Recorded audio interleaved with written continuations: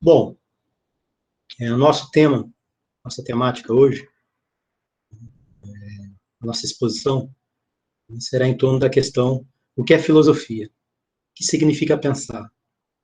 Para os gregos, os filósofos gregos, pensadores gregos, né, e procurar explicitar, em grandes linhas, essa noção fundamental, né? Talmazen, né? Como afeto, disposição afetiva, né?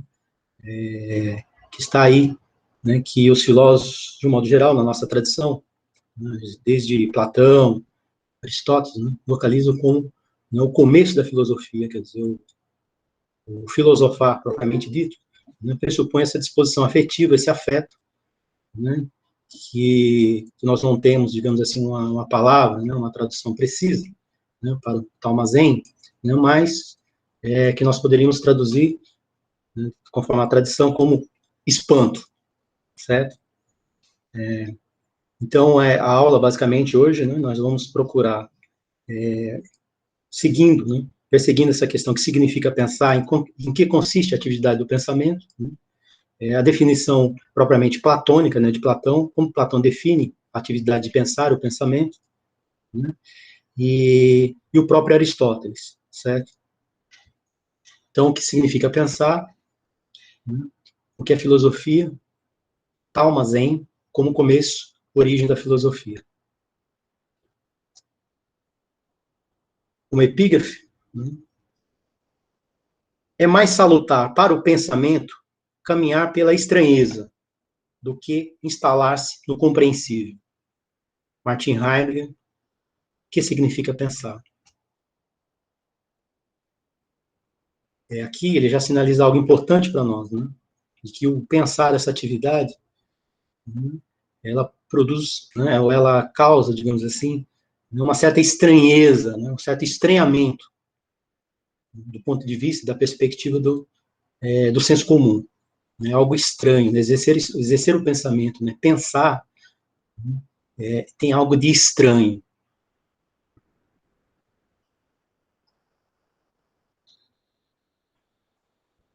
O espanto admirativo, né, Talmazen, né, o espanto, o assombro, né, o espanto admirativo como origem do filosofar, em Platão. Diz Platão, né? Nós vamos hoje desdobrar isso. Talmazen, né, o espanto, é o começo de toda a filosofia. Uma síntese bastante importante para nós aqui. Platão diz no diálogo Tieteto: pois assombro é o que mais sente o filósofo, e a filosofia não tem outra origem senão esta.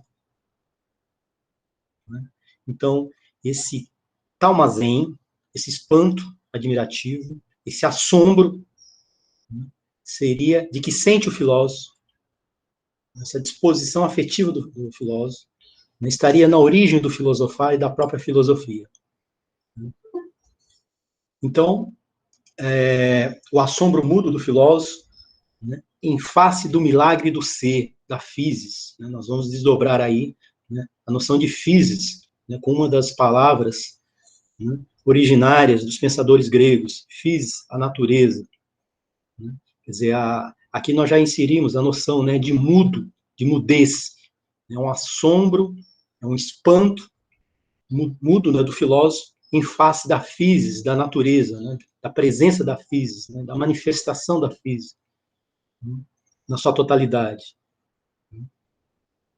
A famosa proposição assertiva de Platão, citada posteriormente por Aristóteles, né, na metafísica, de que o Talmazen, o choque da admiração, do espanto, ante o milagre do ser, é o começo da filosofia.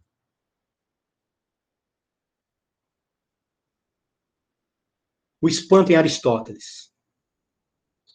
Aristóteles diz o mesmo na metafísica, né, nessa obra fundamental de Aristóteles. Pois é devido ao seu espanto que os homens começaram a filosofar, tanto hoje como antes. A presença, né, dessa disposição afetiva, desse afeto, né, Talmazein, né, o espanto, o assombro, essa capacidade de se espantar, de se assombrar, né, em face da physis, né, da presença da physis, tal como ela se manifesta, né, e vem ao encontro, né, do filósofo, quer dizer, essa intensidade da manifestação, da mostração, né, essa palavra, manifestação, né, presença, né, que afeta, né, o filósofo, né, que produz efeitos no filósofo, né, com o sentimento de perplexidade, enfim, nós vamos ver isso.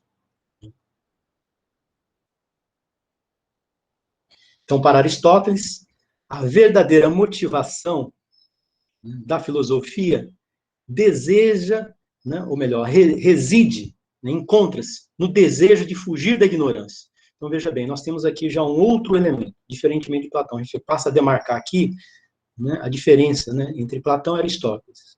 O que consiste o espanto para Platão e o que consiste, né, em que consiste o espanto em Aristóteles. Então, em Aristóteles, a gente já vê aqui, né, a presença de uma outra noção, né, de algo outro, né, que seria a noção de ignorância, a presença da ignorância, né, fugir da ignorância, em face da presença da physis, né, da manifestação do ser.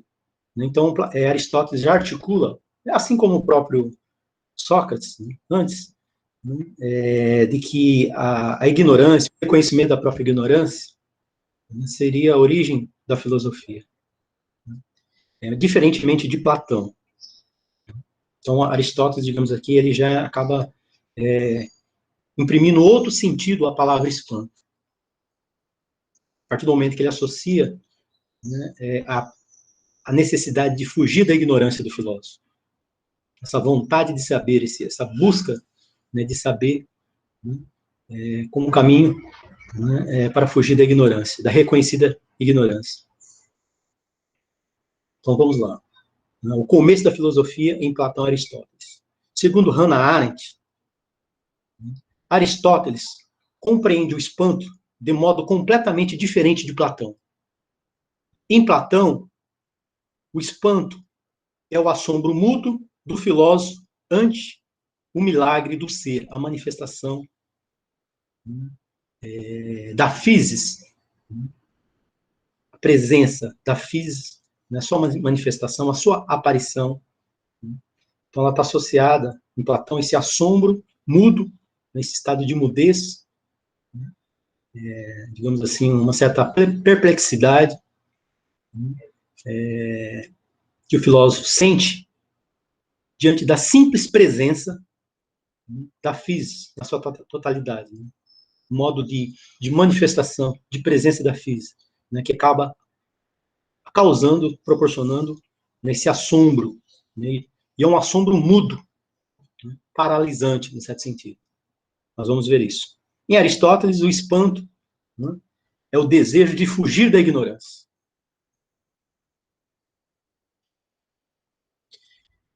Aí nós passamos, né, a articular, né, esse começo da filosofia, que seria esse afeto, essa disposição afetiva, né, Talmazein, ou Talmazein, né, o espanto, o assombro, né, a própria atividade do pensar. É importante, né, que Platão, né, reconhecido na tradição, né, Platão e Sócrates foram os primeiros, né, a definirem, do ponto de vista conceitual, né, em que consiste essa atividade, o que é o pensamento. Desde já, né, é importante, né,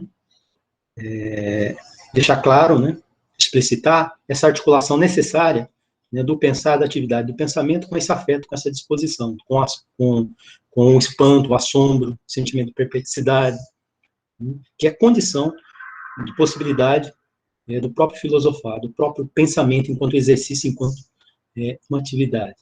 Né?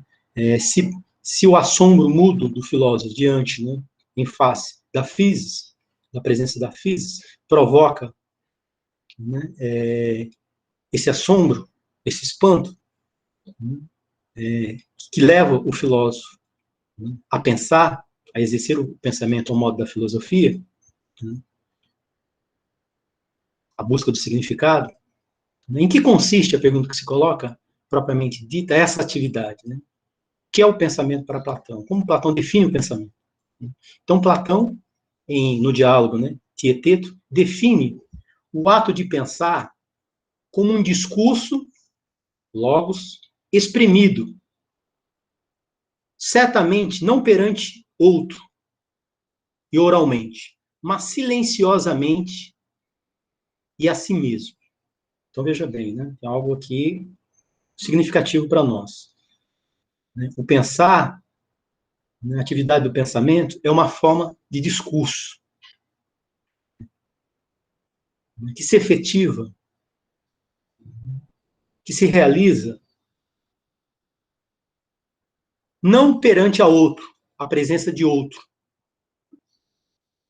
né? E oralmente, como a fala, nesse diálogo falante, pronunciado, mas silenciosamente e diante de si mesmo. No diálogo sofista de Platão, podemos ler o pensamento, dianoia, e o discurso, logos, são a mesma coisa, exceto que é o diálogo interior e silencioso da alma consigo mesma, que se chama pelo nome de pensamento. Então, veja bem, o pensamento é um diálogo da alma consigo mesma, na presença de si mesma, um diálogo interior, portanto, silencioso, e esse diálogo silencioso, mudo, que a alma trava consigo mesmo, né, digamos assim, seria essa a essência do pensamento para Platão. Nós vamos prosseguir, que nós temos algo importante aqui, para poder desdobrar.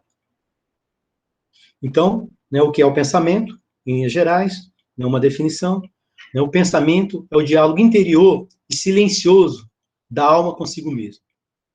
É um diálogo discursivo, né, que pressupõe, sim, a palavra, né, a linguagem, né, a articulação de sentido e significado, que é próprio do logos, né, mas esse diálogo, né, ele é mudo, silencioso. Né, é a alma que toma como interlocutor a si mesma. Quer dizer, estabelece uma relação de alteridade com relação a si mesmo. Nós vamos ver isso melhor quando nós formos tratar a questão do 2 em 1. Uma noção importante para nós aqui.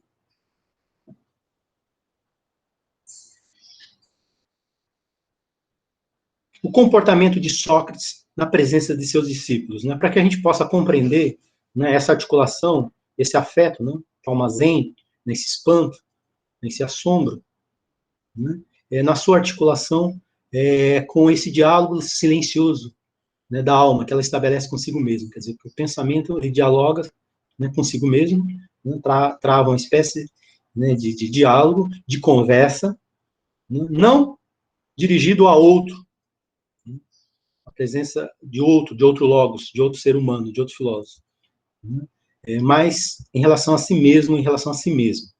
Né. Então, tem um exemplo muito interessante aqui, um relato, né, de Sócrates, né, o modo como ele como é que se dava, né, essa relação de Sócrates com os seus discípulos. Né, enfim, tem um relato bastante interessante para nós aqui. O comportamento de Sócrates na presença de seus discípulos. Vê-lo, né, ver Sócrates repetidamente submergir de súbito em seus pensamentos e absorver-se de tal forma com eles que permanecia imóvel durante muitas horas. Então, os seus discípulos, né, os discípulos de Sócrates, relatavam que o Sócrates eles era absorvido, né, de tal modo por seus pensamentos, né, que ele era capaz de permanecer imóvel por horas, né, no estado de mudez, né, de silêncio, de imobilidade, né, e só em atenção, né, plena, né, aos seus próprios pensamentos. Né. Afigura-se também que essa admiração, né, esse choque, né, esse espanto, fossem essencialmente mudos, isto é, que o seu verdadeiro conteúdo fosse intraduzível em palavras, né? Esse comportamento de Sócrates, né? Esse sentimento de perplexidade que ele transmitia aos seus discípulos, não era passível de tradução em palavras, né? É uma característica, né? Veja bem, isso é um traço importante, né? Uma característica essencial na definição de pensamento, quer dizer, o pensamento se exerce de modo silencioso, num estado de mudez, né? E gera, né, uma certa perplexidade em relação aos outros, né? No caso, por exemplo, de Sócrates, em relação aos seus discípulos, né? Enfim, vê-se que esse estado de mudez, o estado contemplativo, essencialmente mudo, fosse o objetivo da filosofia. Na verdade, teoria é apenas outra palavra para Talmazen, a contemplação da verdade a qual o filósofo chega finalmente, é o assombro mudo. Então, vocês já vão percebendo aqui algumas articulações, né? O pensar,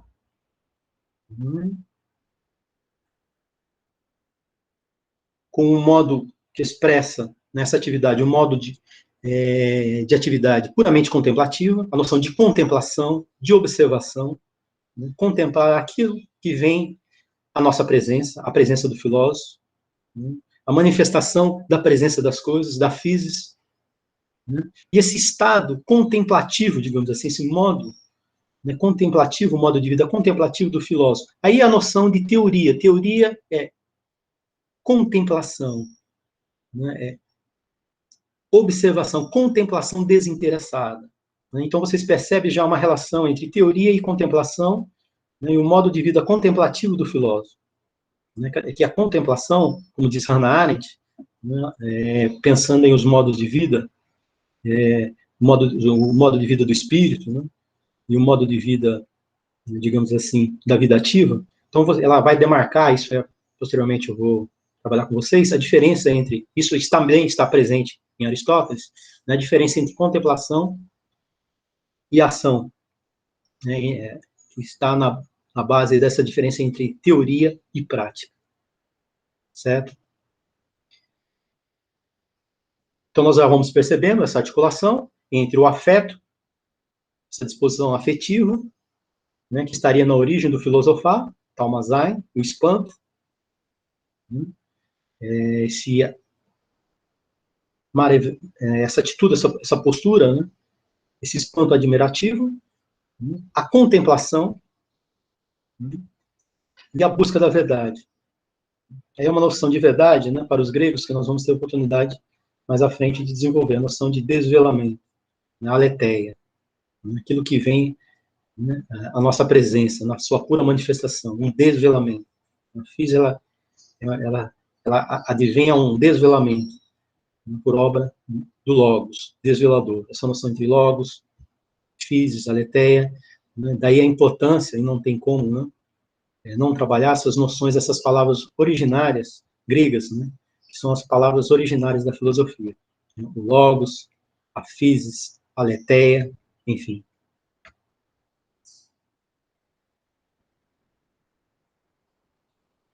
O comportamento de Sócrates, o espanto como disposição afetiva do filósofo.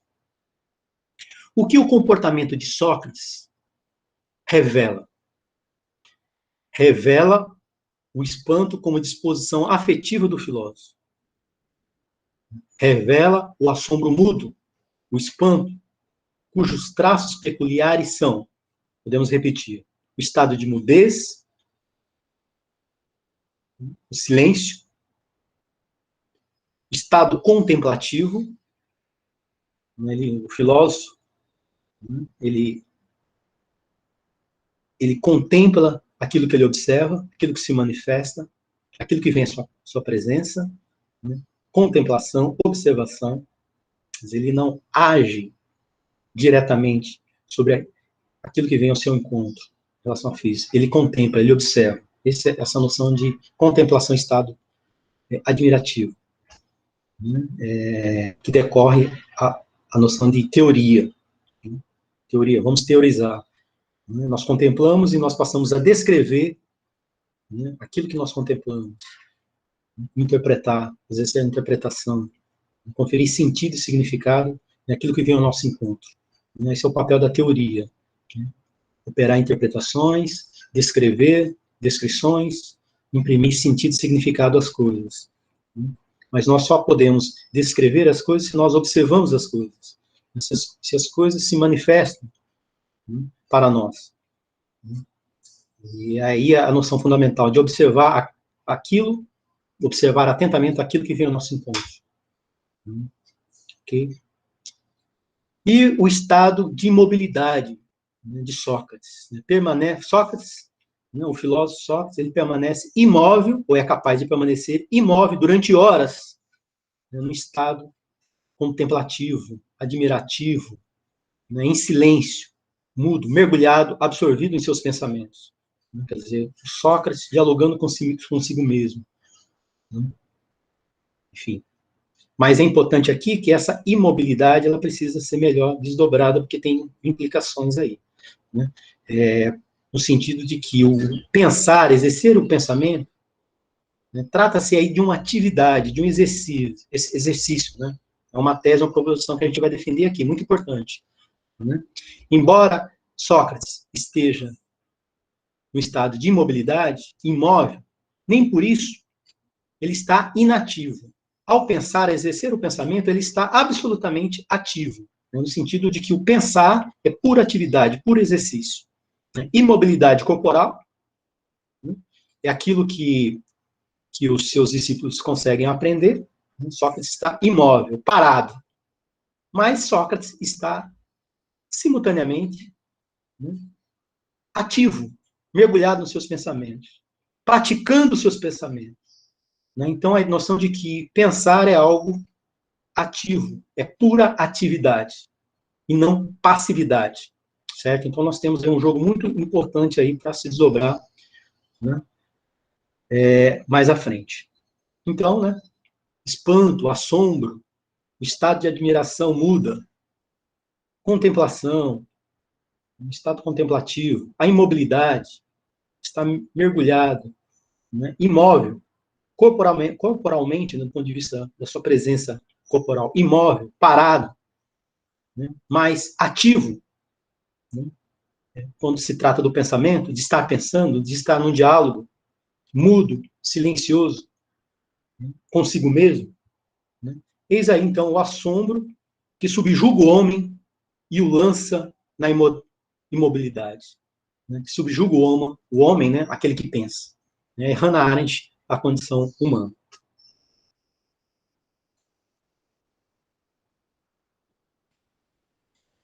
O espanto é, enquanto um patos, né, uma paixão, um sentimento, né, ser afetado, a noção de patos. Arqué, a origem, o princípio da filosofia. Vocês vão percebendo aqui que eu já vou introduzindo, né, as palavras gregas. Né, nós poderíamos traduzir essa talmazain, né, por patos, né, por afeto, ser afetado por. O filósofo ele é afetado de tal maneira, né, que ele passa a dialogar consigo mesmo, né, estabelecer diálogos de pensamento, né, esse diálogo interior. Né, ele é conduzido a exercer o pensamento em função desse patos, né, desse espanto, desse assombro. Então, o espanto é enquanto patos, enquanto afeto, enquanto sentimento, né, a arqué, o princípio, né, originário, a origem, o começo da filosofia. Então, vocês percebem algo muito importante, né? Quer dizer, essa dimensão a gente poderia colocar em termos propriamente modernos, contemporâneos, nessa dimensão existencial da filosofia. Né? A busca de sentido e significado, lembramos vocês Kant, a busca por sentido e significado, né, por questões irrespondíveis, né, para as quais, em relação às quais, nós não temos respostas, diferentemente das ciências, né, que operam na busca do conhecimento, na busca da verdade, né, que lida com questões né, em relação às quais ela encontra respostas, são inteligíveis. Então, a filosofia ela tem uma base existencial. A busca de sentido e significado, né, lança a filosofia, né, no elemento existencial da própria existência. Né? Então, quando nós estamos falando em afeto, né, em disposição afetiva, em patos, em ser afetado por, nós estamos falando, né, nessa dimensão existencial, né, inerente, digamos assim, imanente ao próprio filosofar. Né? Essa presença da existência. Né? Terá a existência um sentido e um significado? Né? Essa questão ela é fundamental, né, para se exercer a investigação ou exercer essa atividade de pensamento ao modo da filosofia. Okay? Estou repetindo, né, retomando, justamente para a gente, quando nós vamos assim procurar uma definição para a filosofia, né, diferentemente das ciências em geral, a gente tem que colocar a filosofia em relação às suas bases existenciais, em relação aos afetos, às disposições afetivas. Né? Daí, né, aquela nossa pergunta, né, terá a vida um sentido, um significado? Terá a morte um sentido, um significado? Terá a física, a natureza um sentido, um significado? Né?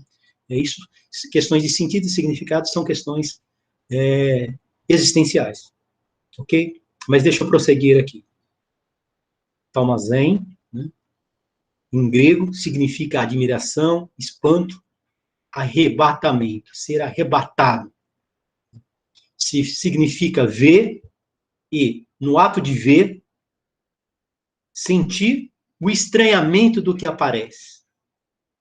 Esse assombro mudo não expressa um estranhamento, digamos assim, um desconcerto do filósofo, né, diante daquilo que vem à sua presença. E esse estranhamento também, né, ele é sentido por parte daqueles, né, que percebem o comportamento, né, do filósofo, no caso, no nosso exemplo de Sócrates. É estranho esse comportamento de Sócrates, né, para o senso comum, para os seus discípulos. Neste caso, o que aparece, aquilo que vem à presença do filósofo, aquilo que se manifesta, é sempre admirável, espantoso, assombroso, e tem força de produzir em nós uma tonalidade, uma disposição afetiva, a que chamamos espanto ou admiração. O estranhamento nos encaminha à verdade do que aparece. Estou seguindo aqui Hannah Arendt, né, em A Condição Humana, de modo especial, né, a vida do espírito, essa filósofa alemã. Okay? Tem uma citação de Heidegger aqui, muito importante para nós, filósofo alemão. O espanto é, enquanto patos, a arqué da filosofia, ou seja, mais uma síntese. Né? Então, é importante para nós aqui, né, reafirmar a necessidade, né, quando nós pensamos o começo da filosofia, os seus começos, a origem da filosofia, né, o que está na origem do filosofar, né, nessa atividade de pensamento próprio da filosofia, né, é importante aqui, né, as palavras gregas, né, que segundo o próprio Heidegger, são palavras originárias e palavras pensantes, né, palavras, né, cuja essência, né, expressa o próprio movimento do pensamento. Então, são palavras originárias, né, densas, plenas de sentido e significado. Né? E é importante para nós aqui, né, pelo menos aqui a título dessa aula, né, já que nós estamos introduzindo Talmazen, né, esse espanto, né, com a disposição afetiva dos filósofos gregos, né, explicitar algumas noções, né, algumas palavras, do sentido e significado delas. Então, nós temos aí, né, as palavras originárias, as mais importantes são essas três, né, para a gente localizar a origem e o começo da filosofia. Né.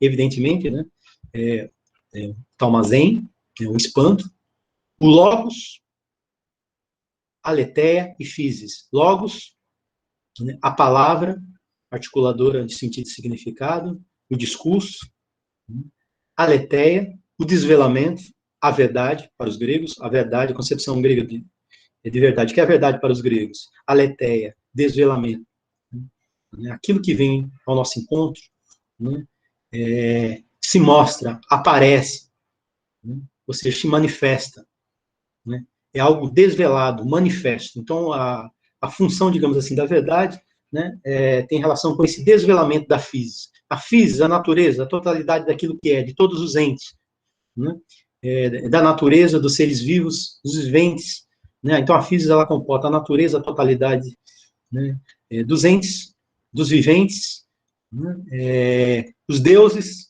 gregos, o ente que nós mesmos somos, né, então é a noção de totalidade de um todo.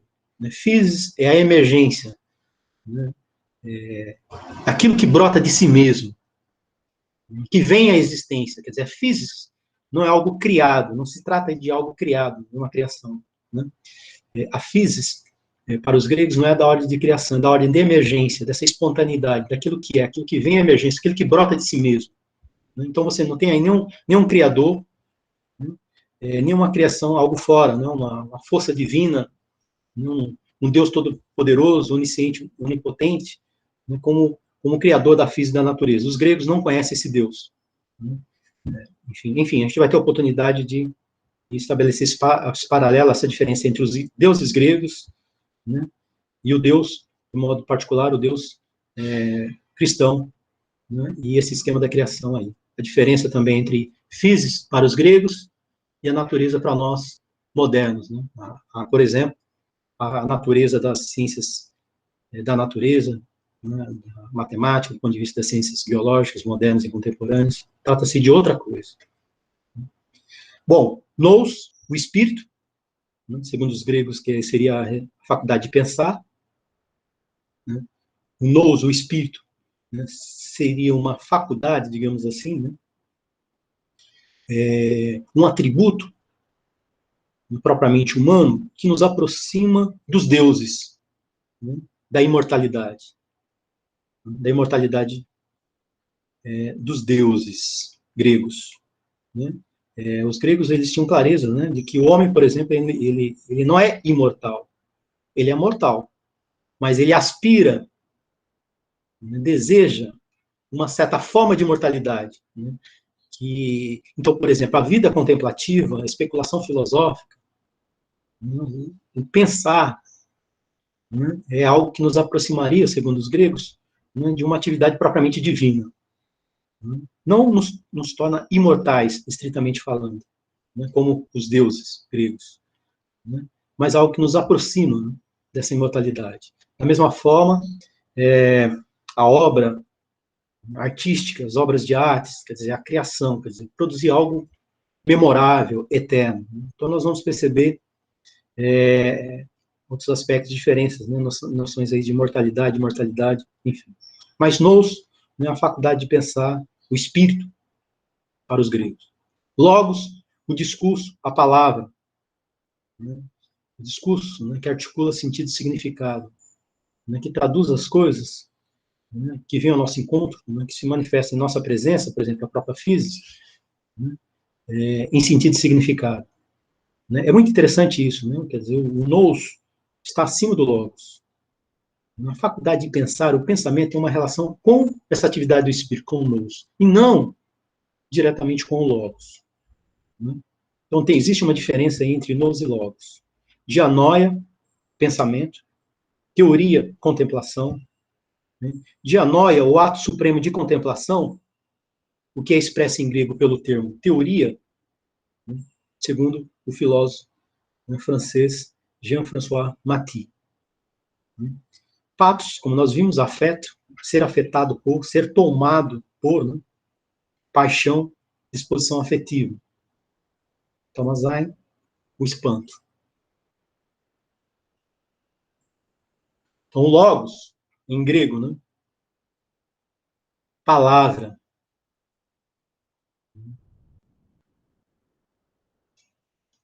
Discurso. Logos significa o discurso, a totalidade do que foi dito e do que é dizível. Então, nós poderíamos, né, no primeiro momento, né, traduzir a palavra logos por linguagem, né, no sentido mais restrito. E por palavra, né, o poder da palavra, a palavra significativa, né, a palavra que significa, que imprime significado às coisas, né, como elemento decisivo do discurso. Então, nós temos diversas formas de discurso. O discurso silencioso, né, o modo de pensar próprio dos filósofos, pois nós temos o discurso do ponto de vista da praxis política, né? Essa fala discursiva, né, que é própria também da filosofia, né, que pressupõe essa forma de discurso, o discurso falado, né, produzido, que pressupõe a presença do outro ou dos outros. Né? A palavra dirigida para os outros. Daí a importância da fala. Né, é uma forma de discurso. Nem o logos, né, significa exatamente isso. Por isso, né, a definição grega, né, de que o homem, o ente que nós mesmos somos, é um ser vivo, um vivente, dotado de logos, dotado da palavra. Ele é capaz de articular sentido e significado. Já os animais, seres vivos em geral, né, que não nós mesmos, né, homens, humanos, né, são destituídos de logos, são destituídos da palavra. Não articulam sentido e significado. Incapacidade, né, de produzir sentido e significado, né, dos animais. Isso segundo os gregos de um modo geral, e nós vamos ver isso em Aristóteles de modo particular. A diferença que Aristóteles estabelece entre, né, o logos, né, o discurso, né, e a foné, né, o som, a produção do som. Os animais produzem sons, ruídos desarticulados, né, barulho, ele vai dizer, o canto dos pássaros. Quer dizer, os pássaros não estão comunicando sentido e significado, né, que é um poder da palavra, um poder do logos. Veja bem, isso aí é uma definição de Aristóteles. Como é que os gregos, de um modo geral, e Aristóteles, de modo particular, diferenciavam os homens, seres humanos, o ente que nós mesmos somos, dos animais, por exemplo. Os animais são destituídos, né, do poder da palavra, do logos. As coisas para os animais não fazem sentido e significado. As coisas que vêm ao encontro dos animais respondem questões de necessidade, sobrevivência, instinto, por aí vai. Então, os gregos não têm efetivamente nenhuma palavra correspondente ao termo linguagem, né, tal como nós, modernos, contemporâneos, respondemos. Né? Quer dizer, a palavra, né, é algo maior, né, que a linguagem. Mas, enfim, o logos designa a capacidade fundamental de poder discursar e, consequentemente, falar.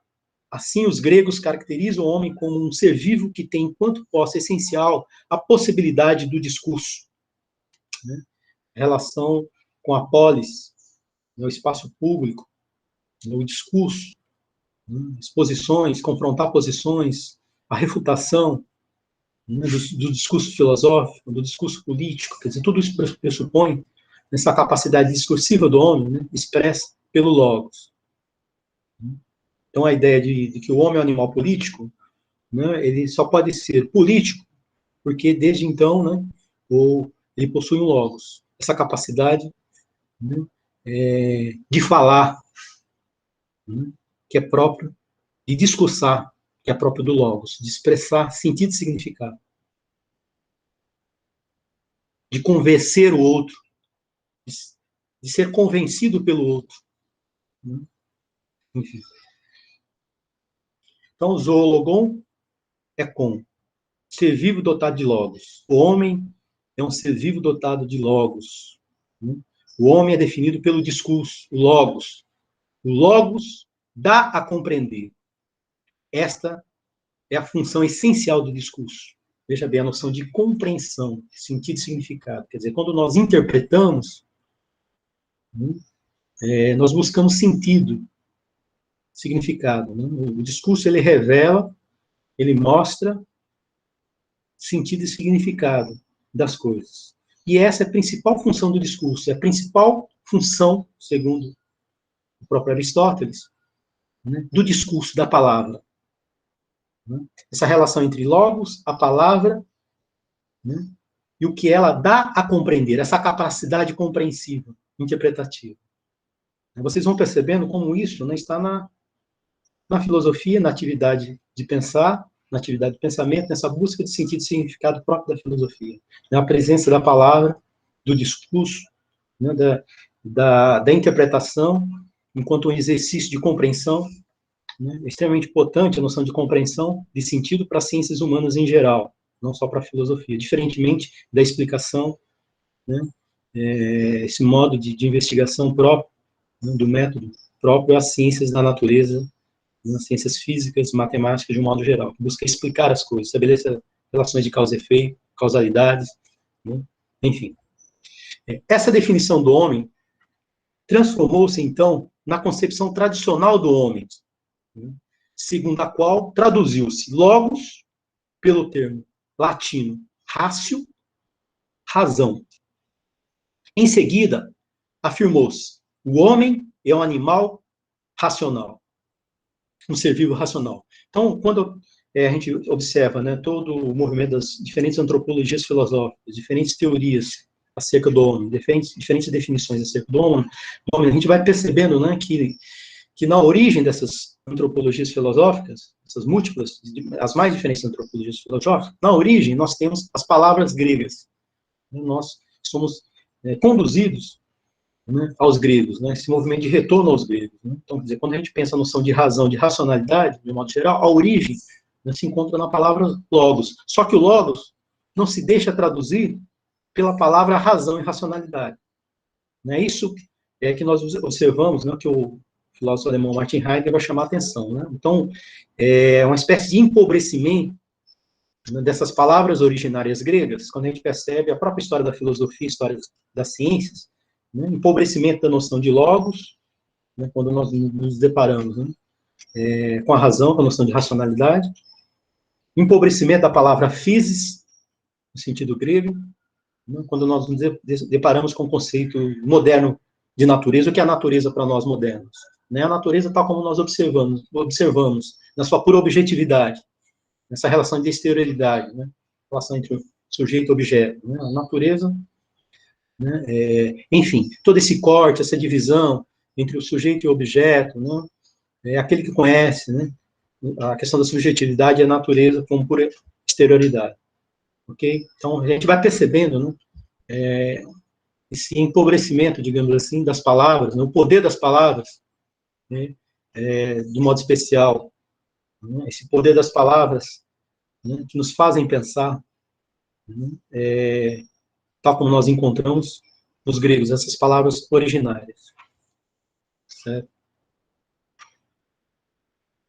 Bom, nós temos, né, com o desdobramento, né, dessa definição platônica, socrática, né, propriamente dita, né, o que é o pensamento, né, definição do pensamento, em que consiste o pensamento, né, que Platão vai definir como o diálogo silencioso que a alma estabelece consigo mesmo, né, esse diálogo interior.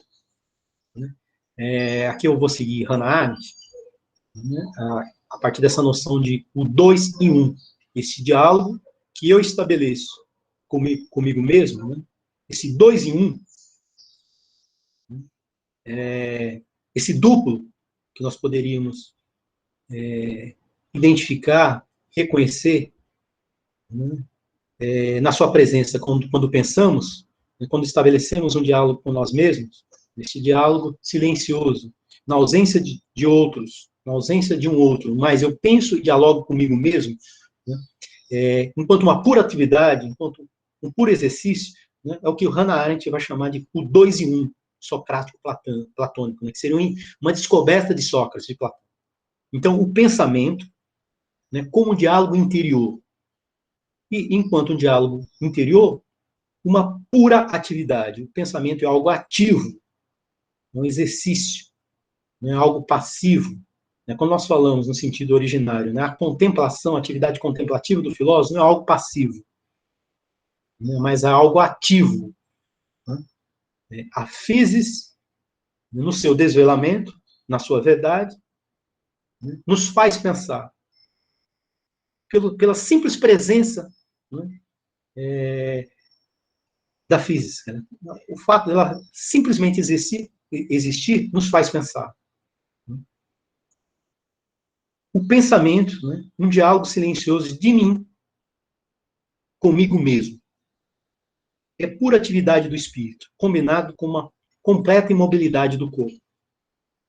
Nunca estou mais ativo do que quando não faço coisa alguma. É uma citação de Cartão, um filósofo antigo, né? Segundo Hannah Arendt, que ela vai utilizar muito nessa proposição, essa tese, para demonstrar, né, exatamente isso, de quando nós falamos em pensamento, né, trata-se aí, né, do pensar numa atividade, não tem nada de algo passivo, pura passividade. Né? Pensar é algo ativo, é um duro trabalho, um duro exercício, a dura atividade de pensar. Vou repetir aqui, né, esse enunciado, essa afirmação de Catão, segundo Hannah Arendt, na Vida do Espírito. Nunca estou mais ativo do que quando nada ou quando não faço coisa alguma, quando nada faço.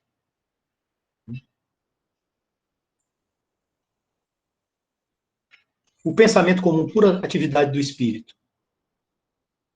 Desde Platão, prossegue Hannah Arendt, e provavelmente desde Sócrates, compreende-se o pensamento como um diálogo interior no qual o homem fala consigo mesmo. E, embora esse diálogo não tenha qualquer manifestação externa e chegue a exigir a cessação mais ou menos completa de todas as outras atividades, constitui por si um estado eminentemente ativo. Né? Então, veja bem, né? Parar para pensar. O exercício do pensamento, o pensamento enquanto atividade, requer, segundo Hannah Arendt, uma suspensão das atividades cotidianas. Ou seja, parar tudo ou mais para poder pensar. Ou seja, em relação ao cotidiano, a nossa cotidianidade mediana, né, digamos assim, nossa presença, né, do mundo das aparências, né, o conceito de Hannah Arendt, na presença dos outros, né, dessa solicitação, somos solicitados, né, em função das mais diversas necessidades, né, a desenvolver atividades, as mais diversas, práticas, né, na nossa vida prática do cotidiano. Né, quer dizer, Hannah Arendt vai dizer isso impede de pensar. Isso, né, mais ou menos os gregos já tinham, né, colocado dessa forma. Né, para poder pensar, se faz necessário suspender tudo, todas as atividades, para apenas pensar. Parar para pensar. Né, que isso é importante aqui para nós. Nós vamos voltar a esse ponto. Então, mais uma vez, o dito de Catão, né, na vida do espírito, Hannah Arendt, nunca o homem está mais ativo do que quando nada faz. Nunca está menos só do que quando a sós consigo mesmo.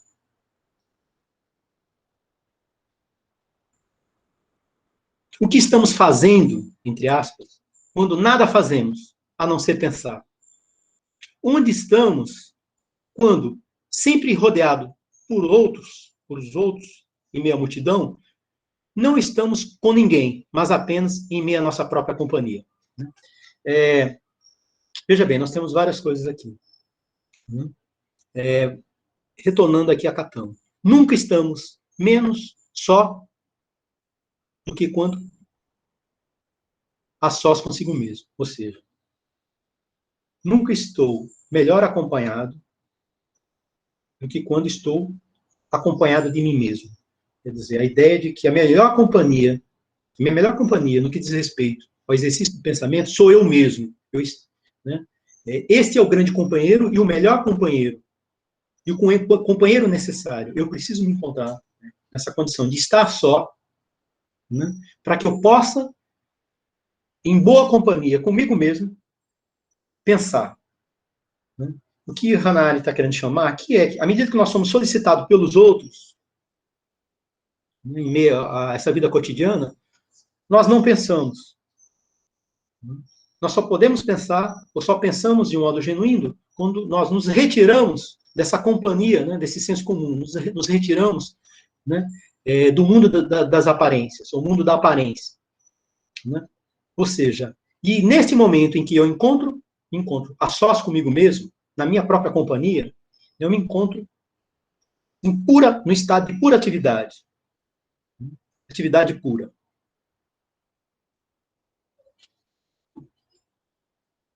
E aqui tem algo que eu vou desdobrar possivelmente para o nosso próximo encontro. Né? Essa relação entre estar só, né, do 2 em 1, esse diálogo silencioso que o pensamento, né, trava, estabelece consigo mesmo, estar a sós, pensando, dialogando, né, ocupado e absorvido pelos próprios pensamentos, né, no estado de espírito ativo, né, com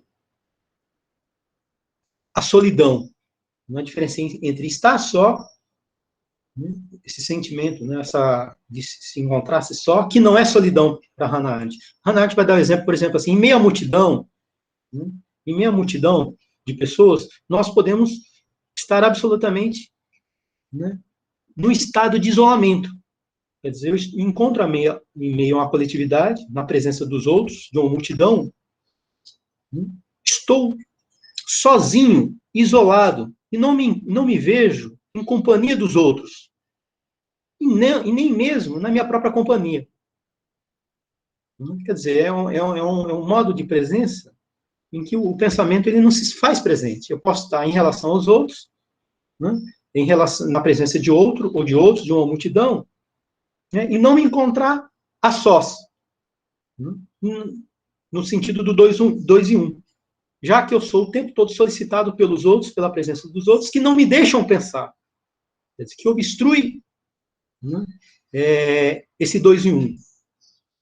Então, tem uma diferença aqui entre estar só, né, que é próprio do 2 em 1, e a solidão, né, o isolamento, né, que me impede de pensar, que é próprio, né, do mundo da aparência, né, é o mundo do senso comum. Okay? Aí, né, daí a gente pode também traçar, da mesma forma que a gente pode traçar essa diferença entre filosofia e ciência, a filosofia e senso comum. Né, o que é próprio da filosofia, né, o que é próprio do senso comum. Né? É um modo de vida, de existência próprio do senso comum, né, e o modo de ser próprio da filosofia. A diferença entre pensar, né, e o senso comum. E como, né, esse elemento de ruptura, não apenas de tensão com o senso comum, é condição também de possibilidade para a filosofia, de um modo geral. O senso comum não deixa pensar, não permite pensar.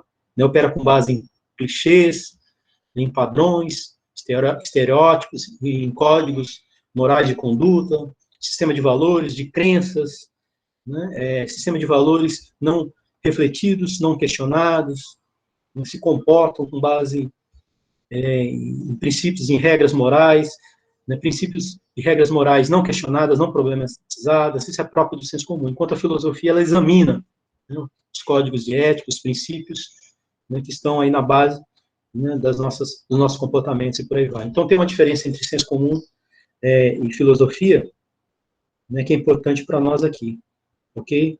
Que é próprio do senso comum, né? Essa presença dos outros em meio às multidões, né? E o modo como o senso comum, essas multidões nos solicitam o tempo todo, né? São formas de solicitação, né, que impede o exercício do pensamento, okay? Que impede a pensar. Para concluir, né, essa minha exposição, né, podemos seguir aqui com Hannah Arendt. Né? Desde Platão, e provavelmente desde Sócrates, né, compreende o pensamento como um diálogo interior no qual o homem fala consigo mesmo. E, embora esse diálogo não tenha qualquer manifestação externa e chegue a exigir a cessação, a suspensão mais ou menos completa de todas as outras atividades, constitui por si só um estado eminentemente ativo. Né? Eu já tinha lido e apresentado esse slide, né, essa citação, mas é importante a gente reforçar aqui, certo?